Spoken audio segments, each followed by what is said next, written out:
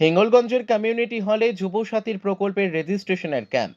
হিঙ্গলগঞ্জ ব্লকের হিঙ্গলগঞ্জের কমিউনিটি হলে বেকার যুবক যুবতীদের জন্য বাংলার মুখ্যমন্ত্রী মমতা বন্দ্যোপাধ্যায়ের ঐকান্তিক প্রচেষ্টায় যুব সাথীর প্রকল্পের ক্যাম্প হিঙ্গলগঞ্জের কমিউনিটি হলে সকাল 10টা থেকে বিকেল 5টা পর্যন্ত। এই ক্যাম্পে ফর্ম ফিল আপ করা হবে। বেকার যুবক যুবতীরা বলছেন, এই যে বাংলার মুখ্যমন্ত্রী আমাদের যতদিন চাকরি পাবো না সেই হিসাবেই আমাদের ভাতা দিচ্ছে। এ বিষয়ে খোদাবক্স গাজী তিনি বলেন, বাংলার মুখ্যমন্ত্রী মমতা বন্দ্যোপাধ্যায় আমাদের পাশে এসে দাঁড়িয়েছে যতদিন না আমরা কোনোভাবে চাকরি না পাওয়া পর্যন্ত। ধন্যবাদ মমতা বন্দ্যোপাধ্যায়কে, এমনই জানালেন তিনি।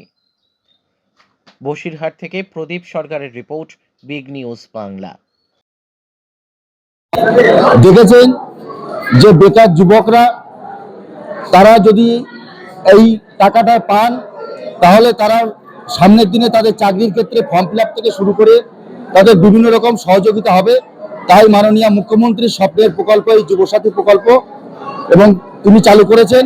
যুবকরা, যুব সম্প্রদায় হিঙ্গলগঞ্জের তথা সারা বাংলার যুব সম্প্রদায় খুবই খুশি তার এই সুন্দর পরিকল্পনায়, এবং আগামী 26-এর নির্বাচনে সমগ্র যুব সমাজ পশ্চিমবঙ্গ থেকে বিজেপি নামক নরকঙ্কালসার ওই পার্টিটাকে মুছে দেবে এবং তৃণমূল কংগ্রেসকে বিপুলভাবে জয়ী করবে, এটুকু আশা রাখি। আমাদের এটা ক্যাম্পটা হচ্ছে হিঙ্গলগঞ্জ কমিউনিটি হল, আর হিঙ্গলগঞ্জ ব্লকের মধ্যে আর এক জায়গায় হচ্ছে যোগেশগঞ্জ ফ্ল্যাট সেন্টারে। আমার নাম প্রসেনজিৎ নাথ, যুব তৃণমূল কংগ্রেসের কনভেনার, হিঙ্গলগঞ্জ ব্লক। না, 1,500 টাকায় নয়, 1,500 টাকা আপাতত বেকার যুবকদের পাশে দিদি দাঁড়িয়েছেন। আগামী দিনে তারা যতদিন না কোনো কর্মসংস্থান হচ্ছে ততদিন তাদের এই দিয়ে যাবে।